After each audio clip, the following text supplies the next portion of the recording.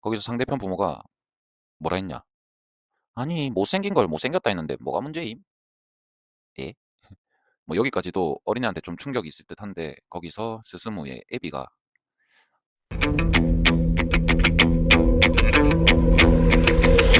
"아니 그 우리 애가 좀 못생기긴 했어도" 호문쿨루스 2부 시작합니다. 스스무에게 그려 달라고 합니다. 스스무는 그림을 그려주는데 이제 물의 형태인 사람 형상 안에 물고기가 돌아다니고 있는 형상을 그려줍니다. 근데 사람 형상은 노랭이 본인이 아니라 중년의 아저씨의 형상이거든요. 그때 마침 노랭이의 방 안에서 노랭이와 아버지가 같이 찍은 사진을 발견하게 되고 사람의 형상이 노랭이의 아버지인 걸 알게 됩니다. 그럼 이제 이게 해석이 되는 게 아버지라는 어항에 갇혀 있는 물고기, 여기서 물고기는 노랭이 자신이지 않을까. 이거에 들은 노랭이는 너무 진부하다면서 아버지라는 틀 안에 갇혀 길을 못 펴는 아들이란 걸 의미하냐며 아버지와 트러블이 없는 아들이 어디 있겠냐며 너스레를 떱니다. 전에 말했듯이 상대방의 호문클루스는 곧 자신의 호문클루스일 텐데 그럼 스스무도 아버지와 트러블이 있었던 거냐고 노랭이가 반문합니다. 스스무는 고민을 하다가 노랭이의 몸을 이곳저곳 뒤지고 쓰다듬고 자신의 팔로 물을 강하게 쳐보기도 하지만 물은 굉장히 단단하게 쌓여 있습니다. 근데 노랭이의 몸 안에 물고기가 움직이자 안에서 파동이 일어나는 걸 보고 깨닫습니다. 유레카. 아, 노랭이 네 몸 안에서 변화하는 수밖에 없구나. 그러니까 외부적으로는 이 노랭이를 변화시킬 수 없는 거예요. 그러니까 노랭이 스스로가 변해야 된다는 거죠. 그리고 그때 이 노랭이가 들고 있는 휴대폰이 남자가 갖고 있을 것 같지 않은 화려한 케이스로 둘러싸여 있음을 발견합니다.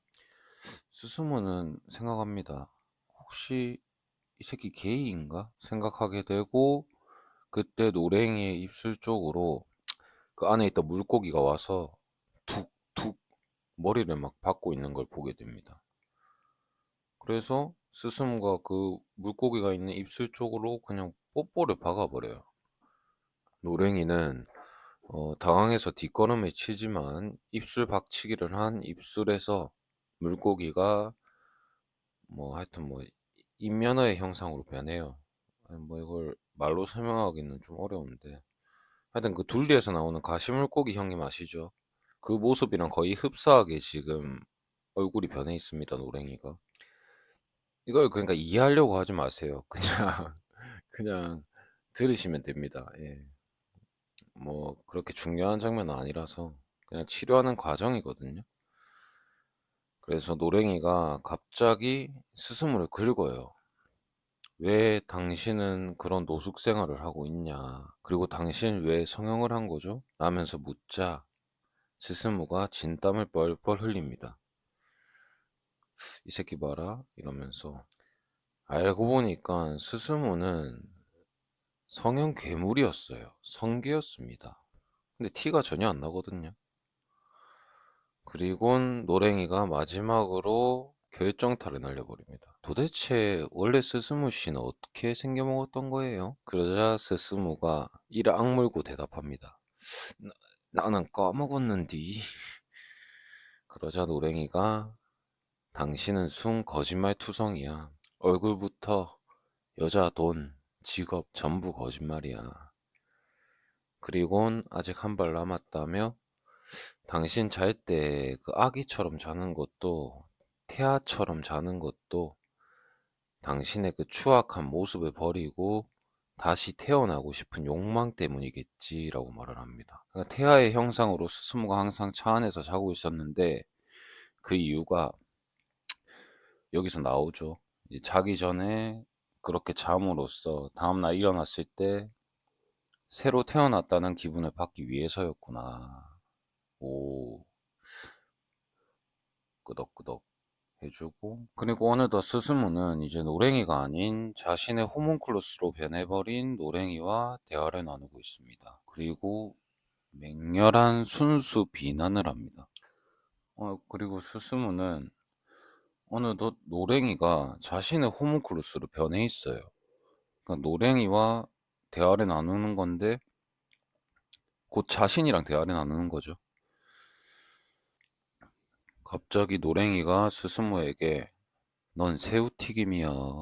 기름 덩어리만 덕지덕지 붙어있는 추한 새우튀김 같은 놈아. 이런 말을 하거든요. 너무한 거 아닌가 싶지만 갑자기 그 본인의 호문클루스 노랭이가 칼을 들고 자신에게 꿰매져 있던 눈을 팍 칼로 째가지고 눈을 다시 뜨게 해줍니다. 이제 노랭이가 참다 이제 못 참고 그냥 스스무가 호문클루스를 보지 못하게 꿰맸던 눈을 째버린 거죠. 그렇게 이제 순수 비난의 지옥에서 벗어나게 되고요, 스스무가. 순수 비난으로 마음이 약해져 버린 우리 스스무찡은 대뜸 노랭이를 끌어안고 말합니다. 우리는 거울이야. 똑같은 문제지만 모든 게 정반대로 뒤집혀 있어. 라는 알 수 없는 헛소리를 씨부리게 되고요. 노랭이는 갑자기 아버지가 전화로 호출을 해서 자리를 뜨게 됩니다.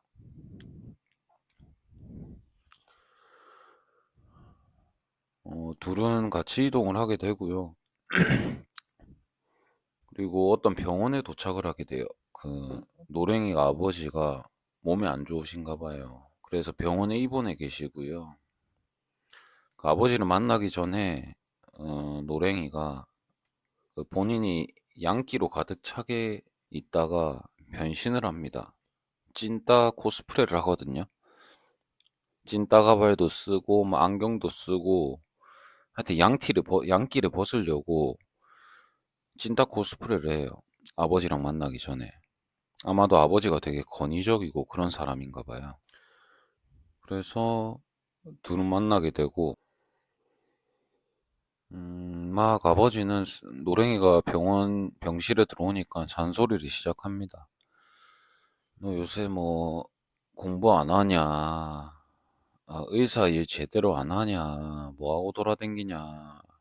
라고 하지만 둘이서 막 스파클이 튀기면서 말싸움을 하는데 뭐 별로 중요하지 않고 이제 그 노랭이의 본명이 마나부거든요. 마나부가 이제 말을 합니다. 아버지, 다음에는 구피를 수조에 넣어서 갖고 올게요. 라고 명랑하게 말하니까 이 마나부의 아버지가 갑자기 식은땀을 흘리기 시작합니다. 이 구피, 물고기에 관련된 과거에 무슨 일이 있었던 것 같아요.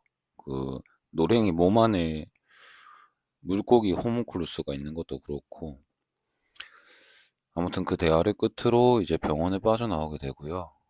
스스무와 이제 나와서 대화를 하거든요. 근데 스스무의 아버지는 이미 어릴 때 이미 돌아가셨어요. 그러니까 결국에는 둘의 연결고리 매개체가 이제 아버지가 아닌 거죠. 스스무는 둘을 잇는 매개체가 무엇일까 고민을 하다가 혼자 남아가지고 이제 바다에 비친 자신의 모습을 보면서 고뇌에 빠집니다. 또 과거 자신이 성형함으로써 사람들의 시선이 바뀌었다는 걸 회상하고 있었는데 자신의 얼굴이 아닌 갑자기 파도에 노랭이 얼굴이 비쳐요. 그때 갑자기 스스무가 무릎을 탁 치면서 무릎 팍팍 갑자기 무릎팍 도사가 돼가지고 스스무와 노랭이는 거울이랍니다. 정반대의 형상이기 때문에 스스무는 자신의 형태를 바꿈으로써 바뀐 모습에 대한 사람들의 시선들이 실감이 안 갔지만 노랭이는 자신의 형태를 바꾸지 않고 있으니 그 또한 사람들의 시선을 실감하지 못하는 거예요. 그때 이제 스스무가 뭔가를 깨닫고 쉽게 설명하자면 스스무는 성형을 했기 때문에 그 전에 성형하지 않았을 때 얼굴에서의 사람들의 시선과 바꿈으로써의 성형을 함으로써의 사람들의 시선이 바뀌었다는 걸 실감을 했잖아요. 근데 노랭이는 이제 본인이 아름답게 꾸미고 싶은데 아버지 때문도 있고 뭐 여러 가지 사람들의 시선 때문에 그런 걸 못하고 있다는 거죠. 자신이 하고 싶은 걸. 그래서 노랭이는 아직 그 시선을 실감하지 못했다는 걸 의미하는 거죠. 그리고 스스무가 이제 뭔가 깨달은 듯 그 노랭이를 호텔로 초대를 합니다. 같이 식사를 하자고 호텔로 초대를 해요. 그리고 스스무가 노랭이에게 말합니다. 오늘은 내면이 아니라 외면에 집착해보자고 라고 말합니다. 노랭이와 둘은 방 안으로 들어가게 되고 거기엔 뭐 여성의 화려한 옷과 장신구들이 준비되어 있습니다. 스스무는 전 재산을 털어서 이것들을 마련했다고 하고 노랭이를 껴안으며 너를 느끼겠다 라며 자동차로 어루만지듯이 고장난 곳을 고치는 능력을 이제 노랭이에게 사용합니다. 그리고 노랭이 안에서 여자의 형상을 느끼게 되고요. 그 이미지의 형상대로 노랭이를 화장시켜주기 시작합니다. 노랭이는 내심 불편한 티를 내거든요. 근데 거부하진 않아요. 오히려 내심 부끄러워하는 걸로 보이기도 해요. 그렇게 노랭이를 뽀송뽀송하게 여자여자하게 꾸며주고 둘은 사람들이 이제 질비한 호텔 식당으로 식사를 하러 갑니다. 사내가 이제 여장을 했으니까 그 모습이 상당히 거북하지 않겠어요? 그러니까 당연히 티가 나겠죠. 그래서 당연히 사람들의 시선이 당연히 다른 사람들의 시선이 쏠리게 되고요. 노랭이는 너무 창피하다면서 말하는 동시에 이렇게 가면서 뭐에 걸려 넘어지거든요. 그래서 오히려 어그로가 더 끌려버려요. 그냥 사람들이 막 수군대기 시작해요. 저 뭐야 남자 아니야? 라면서 수군수군댑니다. 노랭이는 부끄러움에 얼른 자리로 가서 착석을 하고 둘은 식사를 하면서 대화를 시작합니다. 노랭이는 이제 커피를 마시는데 커피에 비친 자신의 모습도 부끄러운지 이제 눈을 어디다 둘지도 모릅니다. 똥 마려운 똥강아지 마냥 시선을 어디 둘지 몰라요. 그때 웨이터가 다가오거든요. 그래 노랭이에게 음식 맛은 어떠세요? 라고 묻습니다. 북구북구한 노랭이는 웨이터 눈을 마주치지를 못해요. 근데 스스무가 말합니다. 눈은 상대방과 연결되는 유일한 통로다. 절대 시선을 피하지 마. 그제서야 노랭이는 웨이터의 눈을 마주하게 되고 밝게 웃으면서 대답합니다. 혼돈이 오이시 정말 맛있어요. 라고 대답합니다. 둘은 이제 뭐 서로를 향해 희미한 미소를 띄우고요. 스스무가 말합니다. 우리가 서로의 거울이고 서로를 통해 치료가 될 것이라 생각하지만 노랭이는 생각이 다릅니다.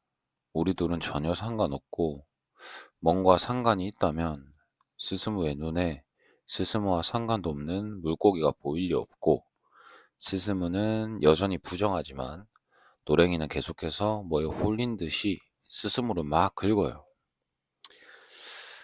여기 나오는 등장인물들은 뭐가 안 풀리면 일단 상대방의 정신을 긁어보거든요. 그리고 스스무를 향해 물고기는 아름다움의 동경의 상징, 변화에 대한 욕구 그런 걸 의미한다고 말을 해줘요. 그거를 왜 노랭이 넌 잊어버린 거니? 라고 물어보지만 아마 너는 아버지나 그 물고기에 관한 사건이 있었을 거야. 그 물고기를 가둬버렸거나 죽여버리거나 이런 식으로 말을 합니다. 그리고 말합니다. 혹시 너 구피를 죽여버린 거 아니야?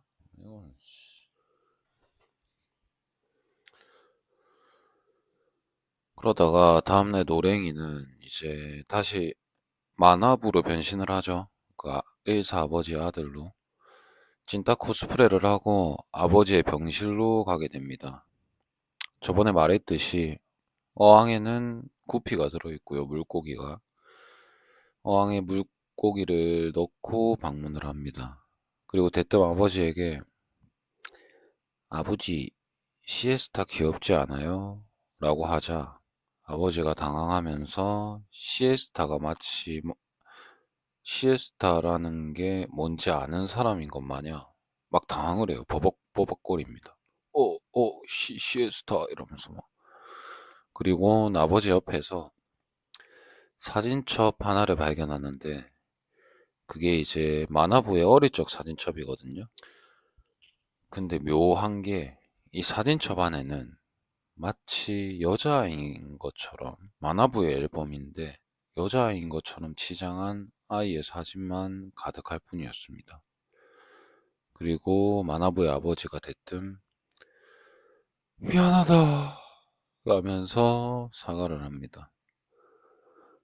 그리고 이제 노랭군의 과거 해상이 시작되는데 간단하게 요약하자면 이 노랭이는 어릴 때부터 치장하는 걸 굉장히 좋아했어요. 그리고 노랭군의 아버지는 그걸 굉장히 못마땅했거든요. 근데 노랭군은 항상 그 시에스타라는 물고기를 키우고 있었습니다. 그 물고기처럼 비늘이 굉장히 화려했거든요. 그 물고기 비. 그 물고기의 비늘이 굉장히 화려한 문양을 가지고 있었어요. 그리고 그 문양을 노랭이가 굉장히 좋아해서 항상 그것과 비슷하게 옷을 입거나 몸을 치장했습니다. 어릴 때부터 약간 계기가 있었던 거죠. 근데 아버지가 어느 날 저 이제 물고기를 매운탕을 해 먹어야 이 아이가 성향이 바뀌겠구나 싶어 이제 잘못된 선택을 하신 거죠. 망치를 들고 어항을 깨러 가는데 실수로 차마 깰 생각은 아니었는데 실수로 그 망치로 어항을 깨버려요. 고의는 아닌데 일단 노랭이는 아버지가 깬 걸로 봤기 때문에 그럼 노랭이가 그때 마침 딱 그걸 보고 물이 없어서 이제 물고기가 바닥에서 헐떡거리고 있을 거 아니에요. 아가미를 퍼덕거리면서.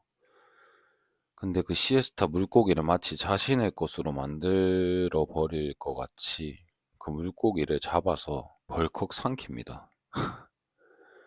마치 악마의 열매를 먹는 루피처럼 그거를 벌컥 삼켜요. 본인이 시에스타가 되겠다는 것처럼.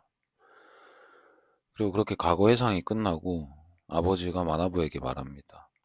미안하다 마나부. 내가 죽였다. 이러면서. 여기서 이제 아버지가 죽였다는 거, 뭐 물고기를 죽인 것도 있겠지만 마나부의 이제 진정한 정체성을 자기가 죽였다는 의미가 아닐까요? 그래서 그 말을 듣고 마나부는 무너지면서 오열을 합니다. 이렇게 이제 또 한 명의 호문클루스가 해방이 되었습니다. 그리고 이제 마나부의 일이 노랭이의 일이 해결이 되고 스스무가 이제 힘없이 터덜터덜 땅을 보며 걸어가고 있습니다. 이제 힘없이 걸어가는 스스무 앞으로 개방의 총대장님이 나타납니다. 그러곤 스스무에게 말해겁니다. 땅을 쳐다보며 걷지 마. 형씨는 아직 자신 외에 다른 걸 차단하고 살아가는 건 일러. 노인이 말하자 스스무는 그 말을 듣고 생각합니다. 아무것도 없다고? 노인은 이어서 말합니다. 그렇게 땅만 쳐다보고 걷다 보면 자신이 결국 누구인지 잊게 된다. 그러니 형씨는 아직 땅을 쳐다보면 안 돼. 라는 말을 하면서 스스무는 다시 발길을 따라 이동하게 되고요. 거기서 좌판을 깔고 신발을 팔고 있는 곳을 보게 되고 그 신발을 보고 예전의 기억을 하나 떠올려요. 위에서 말했다시피 스스무는 성형 괴물입니다. 성형 떡칠을 한 상태거든요. 그래서 예전에 이제 자신의 그 추악한 얼굴이 나온 사진과 물품을 다 태워버렸었습니다. 근데 유일하게 남은 자신의 과거 사진 하나가 이제 본인 차 트렁크 안에 신발에 자신이 숨겨 놓았었다는 것을 떠올리게 됩니다. 결국 차로 가서 신발을 찾고요. 그 자신의 흑역사 사진을 찾게 됩니다. 그 사진을 보며 생각합니다. 과거 자신의 추악한 얼굴 때문에 아까 노인이 말했던 것처럼 땅만 보면서 살아왔다는 것을. 그러니까 기쁨도 즐거움도 괴로움도 결국 아무것도 없었다라는 걸 깨닫게 됩니다. 그리곤 예전에 추악한 얼굴로 땅만 보고 다니던 스스무에게 말을 걸어왔었던 유일한 한 여자를 떠올리게 돼요. 이 여자가 이제 중요한 인물인데 마지막 에피소드에 나오는 여자거든요. 그렇게 회상을 마친 스스무는 차로 돌아오게 되고요. 이제 스스무의 영원한 단짝, 이 상남 2인조가 된 노랭이가 스스무의 차로 와서 전날 본인에게 그 이제 호텔 식사와 옷을 사준 값을 돌려줍니다. 그리고 노랭이는 스스무한테 물어봐요. 아직 자신의 호문클루스가 보이냐고 물어봅니다. 스스무는 대답해 줍니다. 아직 완전히 없어지진 않았어. 생각해보니까 이 노랭이의 호문클루스가 없어졌다면 이제 스스무에게 달라붙어야 되거든요. 하나씩 인챈트가 되잖아요. 스스무한테 치료해주면. 근데 스스무 몸에는 그 노랭이의 호문클루스는 붙어있지 않아요. 그러니까 아마 노랭이의 그 무의식의 잔재가 아직 완벽히는 해결이 되지 않았다는 걸 의미하는 것 같습니다. 그리고 노랭이는 본인이 추구하는 아름다움을 아직 완전히 해결하지 못한 것 같아요. 그래서 그런 것 같고, 그리고 둘은 이제 심오한 대화를 나누기 시작합니다. 인간이란 무엇인가에 대한 대화를 나누기 시작하는데, 스스무는 여기서 이제 요즘 사람들이 흔히 겪는 그 외모 정병에 대해 얘기합니다. 외모 맨헤라에 대해서 얘기하고요. 인간이란 결국 외형이라고 단언을 합니다. 인간들은 겨우 몇 미리 뾰루지 하나에 고민하고 몇 센치의 얼굴 불균형에 대해 집착하며 몇 센치의 얼굴 불균형에 대해 집착하고 그리고 몇 미리의 더 큰 눈 크기, 더 큰 코, 그리고 몇 센치의 키, 외모 맨헤라에 대해서 얘기하고요. 인간이란 결국 외형이라고 단언을 합니다.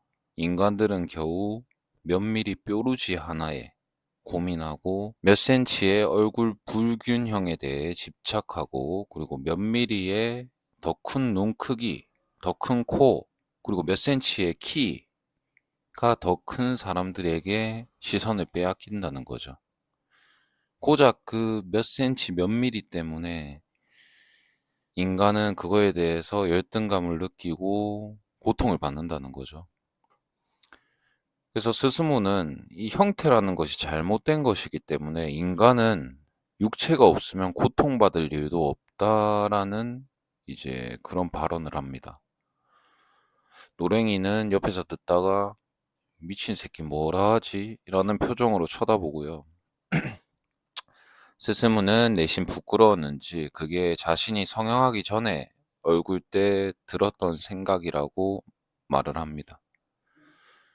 스스무 본인은 그전엔 결국 인간은 내면을 봐야 된다라고 말하는 돼지들의 코를 아주 납작하게 해주고 싶어서 자신도 성형을 했다고 고백하지만 결국 자신의 얼굴을 바꿔도 변한 건 없었다고 말을 합니다. 물론 그 돈과 명성 때문에 그리고 바뀐 얼굴 덕분에 수없이 많은 여자들과 이제 쾌락을 누렸지만 진짜 자신을 바라보는 시선은 없었다고 얘기를 합니다. 이 새끼는 그냥 존나 모순적이에요. 결국 지 얼굴이 바뀌었기 때문에 여자들이 다가와 줘도 지랄. 여자들이 안 다가와도 지랄. 새끼는 상당히 모순적이고 졸렬한 새끼입니다. 아무튼 아마 제가 볼 때는 스스무가 주식에 물려 있는 것 같아요. 원래 주식에 물려 있으면 걔 잡생각이 많이 들거든요. 어, 근면성실하게 벌어라 스스무. 그리고는 또 이제 지가 성형하기 전에 말을 걸어줬었던 한 여자를 떠올립니다. 남자는 이제 본인이 초라할 때 자신을 알아봐주는 여자를 잊지 못한다 하였던가 스스무는 노랭이에게 말합니다. 그 여자도 예전에 내가 나를 바라봐줬던 그 여자도 호문클루스를 볼 수 있었다. 그러니까 노랭이는 그 여자가 어떤 호문클루스를 스스무에게서 봤는지 물어보지만 스스무는 응, 안 알려줘 라며 도망갑니다. 이제 공원으로 돌아가서 그 거지 왕초행님들과 저녁 식사를 하며 뭐 그 거지 왕초형들이 무료 급식소에 이제 자신이 마음에 드는 여자가 있다면서 그 여자랑 뭐 자고 싶다느니 뭐 영 시스티 짓을 하고 있는데요. 그 개소리를 듣고 있던 스스무도 본인이 예전에 잊지 못하는 여자가 있다면서 계속 한 여자에 대해 집착을 오질나게 하는 걸 보여줍니다. 근데 스스무가 말합니다. 그 여자 엄청난 추녀였어요. 흥미진진해서 이제 듣던 노인네들 표정이 마치 한 발 뺀 현타온 남자 마냥 팍 식어버립니다. 얘기에 흥미가 떨어진 스스무는 다시 차로 자러 가고요. 차에서 자고 일어난 스스무는 다음날 한쪽 눈으로 자신의 몸을 보게 되는데 자신의 호문클루스가 갑자기 안 보이기 시작합니다. 근데 스스무는 갑자기 금년 6시간 차에 돌입한 저 마냥 상당히 불안해하고요. 왜 안 보일까? 왜 없어졌을까? 오만 고민을 하다가 어떤 이쁘장한 여자가 나타나요. 어, 스스무짱, 나 기억 안 나? 이러면서 말을 걸거든요. 근데 스스무는 이제 전 여친 만난 것 마냥 어를 존나 탑니다. 그리고 여자가 스스무에게 포르쉐는 어디 갔어? 라고 묻고 스스무가 이제 자신이 타고 있던 그 추레한 MR을 눈짓으로 이딴 거 타고 있다라고 표시를 하자 그 김치 같은 년이 앞니를 추악하게 드러내면서 비웃으며 사요나라 스스무 이러고 가버립니다. 쉔풀 도발을 갑자기 야무지게 걸려버린 스스무가 이제 노랭이가 마침 전화가 옵니다. 이게 무슨 일이냐, 왜 갑자기 호문클루스가 안 보이냐면서 이제 노랭이한테 역정을 냅니다, 스스무가. 이 새끼는 진짜 근데 보면 볼수록 족 같은 게 언제는 안 보이게 해달라 했다가 갑자기 또 보이게 해달라 했다가 그냥 뭐 어느 장단에 춤을 춰야 될지 모르겠어요, 그냥. 답이 없어요, 이 새끼는. 때를 존나 써요, 그냥. 노랭이는 이제 구멍이 막힌 것 같대요. 그 염증이나 피딱지들이 구멍을 가린 것 같다고 그 구멍 뚫은 부위를 다시 절개해 봅니다. 하지만 막히지 않고 문제가 없었어요. 그때 이제 스스무의 눈에 그 수술실에 하이퍼네이션 연구 논문들 같은 게 막 걸려 있거든요. 그래서 구멍을 크게 뚫으면 효과가 커질 수 있다는 논문을 발견을 한 거예요, 스스무가. 그래서 스스무는 노랭이에게 이제 구멍을 더 크게 뚫어 달라고 하지만 노랭이는 구멍 크기는 상관없다. 그냥 네가 보았던 호문클루스들은 그냥 플라시보 효과였던 거다.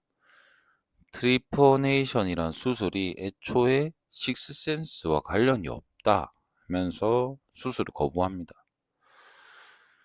스스무는 노랭이에게 수술을 거절당하고 자신이 스스로 구멍이 작아서 호문클루스가 보이지 않는다고 생각하고 구멍을 더 크게 뚫어야겠다고 생각합니다.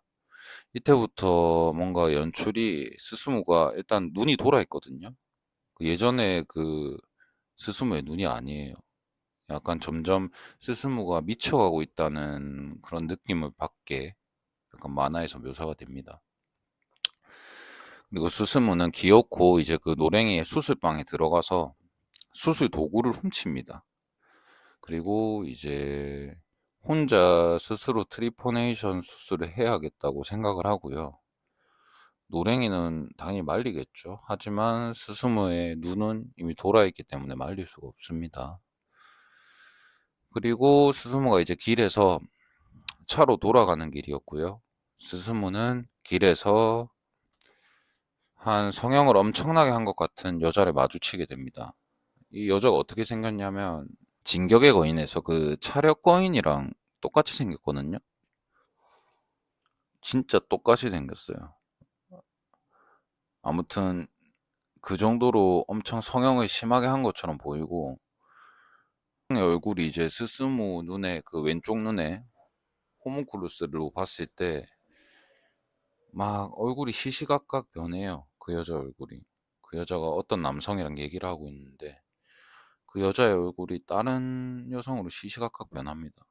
그리고 스스무는 그걸 보고 그 여성에 대해서 호기심을 갖게 되죠. 그리고 그날 밤 자면서 이제 연신 막 중얼거려요. 아, 나나코, 나나코 이러면서 막 잠꼬대를 합니다. 아마 이 나나코라는 인물이 자신을 예전에 이제 온전하게 바라봐 주던 그 여자의 이름인가 봐요. 그리고 스스무는 이제 그 훔쳐온 수술 도구들 있죠.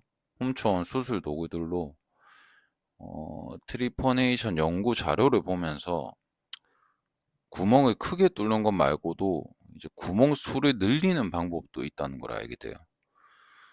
그리고 그 도구들을 챙겨서 공원 화장실로 이동하게 되고 여기서 설마 했지만 화장실에서 스스로 이마에 마취 주사를 놓고 수술을 시작하려는데 말 그대로 이제 두개골만 뚫어야 되고 이게 안에 내막을 건드리는 순간 그냥 바로 스틱스강 직행열차를 타는 거기 때문에 이제 스스무는 신중하게 자신 이마에 총구를 겨누듯이 자세를 취하고 구멍을 뚫기 시작합니다. 뭐 마취돼 있기 때문에 아프진 않은데 여기서 묘사가 굉장히 잔인하고요. 눈은 엄청 돌아 있고 피가 낭자해진 화장실에서 스스무가 수술을 끝내고 이제 본인 뇌의 고동 소리를 느끼면서 섬뜩한 표정으로 거울 속 자신의 모습을 바라보고 있습니다.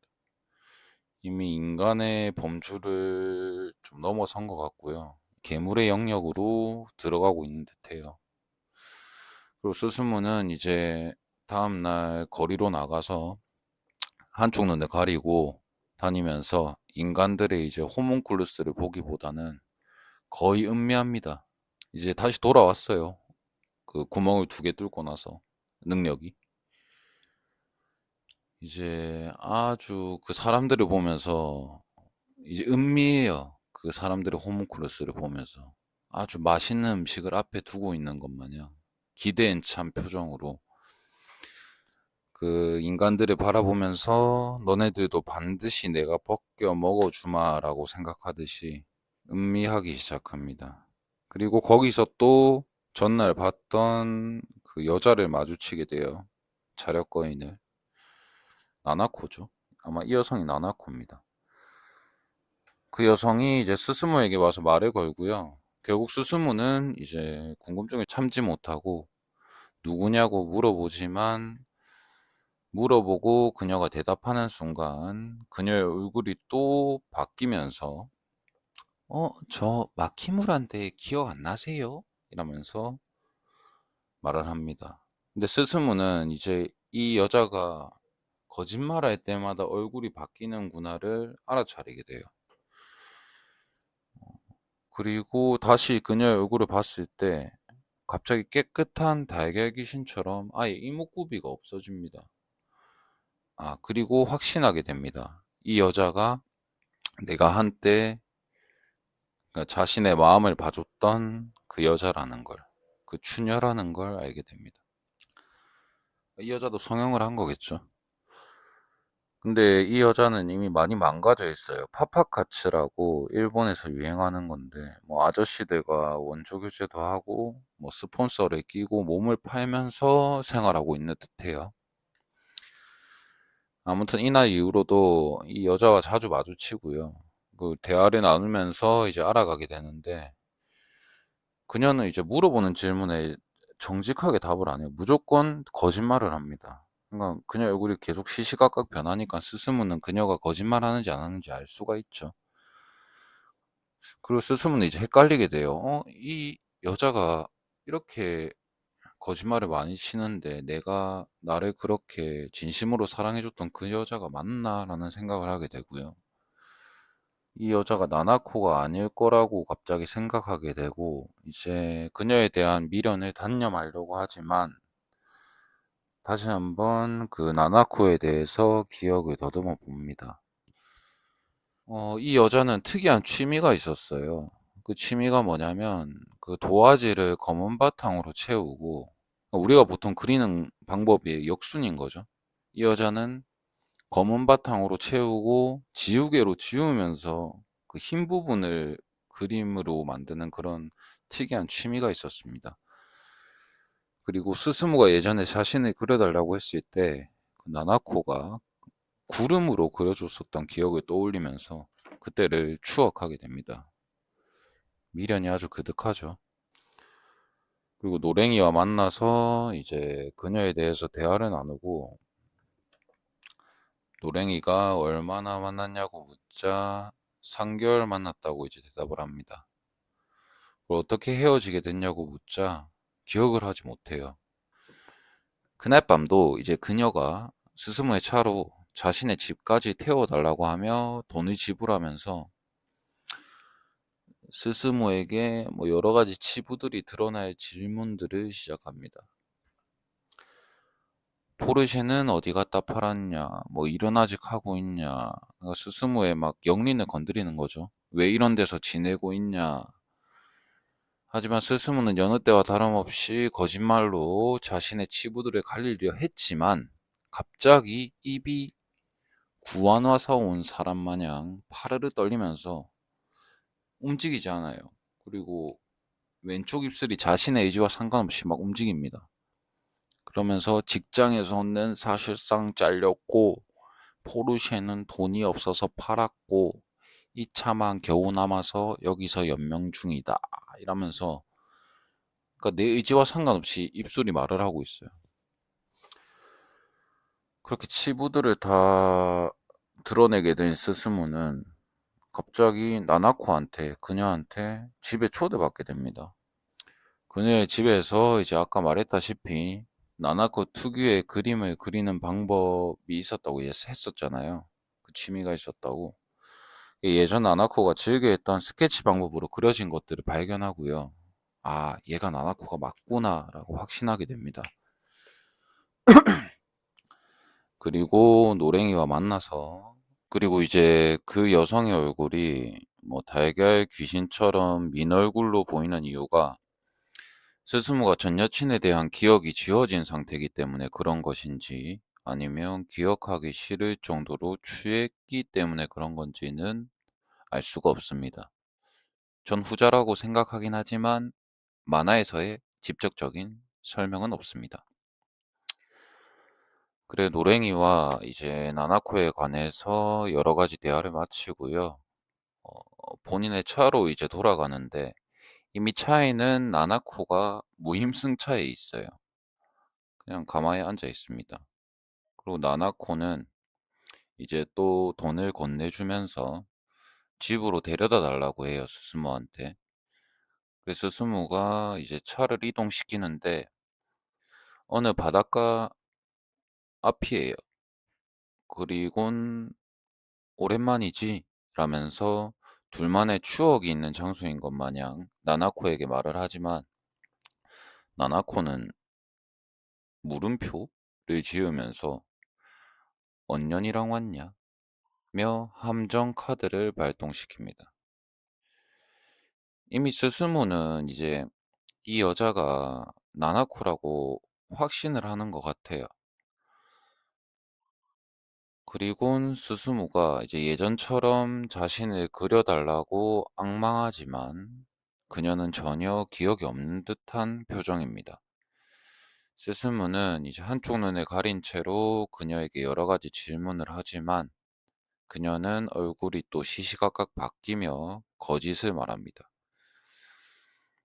그러자 대뜸 스스무는 그녀에게 고백합니다. 난 얼굴을 다 뜯어 고쳤어. 그러자 나나코는 얄밉게 도대체 왜 성형을 하셨을까요?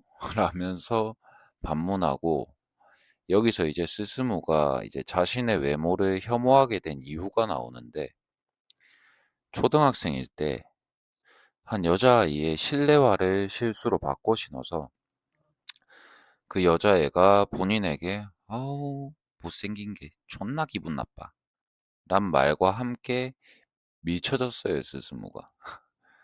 그래 머리에 상처가 나고 말았는데 스스무의 아버지가 이제 머리에 상처가 나서 온 아들을 보고 이제 상대편 여자의 부모한테 따지기 위해서 학교를 찾아갔습니다. 거기서 상대편 부모가 뭐라 했냐? 아니, 못생긴 걸 못생겼다 했는데 뭐가 문제임? 에? 인성 문제 있어? 뭐 여기까지도 어린애한테 좀 충격이 있을 듯한데 거기서 스스무의 애비가 아니 그 우리 애가 좀 못생기긴 했어도 라면서 서두를 열어버리니까 스스무가 이제 멘탈이 터져버린 거예요. 그 뒤로 스스무는 의기소침해져서 본인의 얼굴을 제대로 들고 다니지도 못하는 소위 이제 노트르담의 꼽추가 되어버린 거죠. 그리고 이제 스스무는 열등감이 쌓이고 쌓인 채로 어른이 되고 그 뒤에 이제 주유소에서 포르쉐를 끌고 다니는 이제 존모탱 아저씨가 핫걸 두 명을 태우고 다니는 모습을 보고 아니 너같이 못생긴 새끼가 저렇게 핫걸을? 이라면서 좋은 자동차와 돈에 집착하게 됩니다. 스스무는 고민을 하게 됩니다. 진정 자신의 못생긴 모습 말고 내면을 바라봐주는 여자는 없는 것인가 라며 계속 그 얼굴에 집착하고 기호 돈들을 끌어모았던 거죠. 결국 스스무의 내면을 바라봐주는 인간은 없었습니다. 그리고 스스무는 이제 계속 그 집착하면서 얼굴과 기호들에 집착하며 살고 있을 때 문득 그 일하고 있는 빌딩 건너편에 있는 노숙자들 중에 혹시나 내가 파산시켰던 회사의 직원도 있을 수 있지 않을까라며 잡생각들이 많아집니다. 그러니까 자연히 일도 손에 안 잡히게 되고 이제 노숙자 인생이 되어버린 거죠. 그리고는 이제 예전에 본인의 모습을 구름으로 새하얗게 그려준 자신의 내면을 들여다봐준 나나코를 생각하면서 나나코밖에 자신을 봐줄 사람이 없다고 생각하게 됩니다. 그리고 이제 앞에 있는 나나코에게 말합니다. 나의 모습은 어때, 나나코? 아직도 구름이야? 제발 봐줘. 제발 봐줘. 하면서 끝까지 집착합니다. 하지만 나나코는 어린애같이 굴지 말라고 하며 당신은 나의 진실을 보려는 게 아니고 결국 자신의 진실을 보고 싶은 거였군요. 당신은 결국 자신을 제대로 봐주지 않는 세상 탓밖에 하는 게 없어. 라면서 일갈합니다. 그리고는 또 스스무에게 치명타를 한 대 꽂습니다. 결국 당신도 어차피 젊고 이쁜 여자에게서 홀려서 돈을 벌고 출세한 거 아니에요? 라면서 치명타를 꽂습니다. 당신도 겉모습만 보면서 왜 남에겐 자신의 내면을 봐달라고 찡찡거려요? 라며 스스무의 심장에 극사 나나야를 꽂아버립니다. 그럼에도 스스무는 굴하지 않습니다. 스스무는 쓰러지지 않아 끝까지 나나코에게 넌 그런 여자가 아니었잖아. 제발 내 내면을 봐줘라며 책임 전가를 시전하고 갑자기 스스무의 왼쪽 눈에 나나코의 얼굴이 오목한 형태로 변하면서 눈 속에 그 얼굴 박은 것 마냥 딱 봐도 추한 얼굴의 형상이 오목하게 파여져 있어요. 이게 스스무의 과거 얼굴인지 나나코의 과거 얼굴인지는 모호합니다. 어떤 건지 모르겠어요. 그러곤 스스무가 자신의 눈에 보이는 형태를 나나코에게 말해줍니다. 그러자 나나코가 말해요. 너가 사토시의 얼굴을 어떻게 알아? 라며 갑자기 존나게 뛰어서 도망갑니다. 이 사토시가 누군지는 모르겠어요. 그렇게 둘은 찝찝한 이별을 하게 되고 차에서 자고 일어난 스스무는 이제 개방 거지촌으로 향하게 됩니다. 공원으로 향하게 되고 거기서 안짱이라는 노숙자 아저씨를 보게 됩니다. 다른 이제 거지 왕초 아저씨들이 뭐 안짱이 며칠째 말도 안 하고 텐트에서도 잘 나오지 않는다면서 걱정을 하자 이제 스스무가 안짱 아저씨와 대화를 해보아요. 스스무의 왼쪽 눈에는 안짱 아저씨는 거대한 알의 형태로 무언가를 숨기고 싶어하는 형상으로 되어 있거든요. 아저씨에게 말을 꺼냅니다. 아저씨, 알에서 나와요. 안짱 아저씨는 극도로 경계하면서 나가서 어디로 가라고? 난 갈 데가 없어. 넌 여행의 연장식으로 하고 있겠지만 난 여기밖에 없어. 라면서 화를 냅니다. 그래서 스스무가 갑자기 대뜸 흥분하면서 사투리로 나도 없단께. 돌아갈 곳 따위는 없단께. 나도 회사며 집이며 가지고 있는 모든 것을 잃어버렸단께. 하면서 갑자기 사투리를 가요. 그러자 안짱이 당해가지고 에? 갑자기 사투리 왜 쓰냐고 하자 Yeah, can't fool flexing cause they know I got the sauce. Got the presents on me, I can't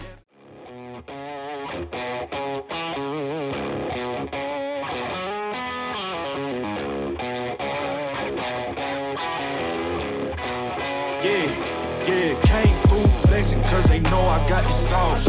Got the presents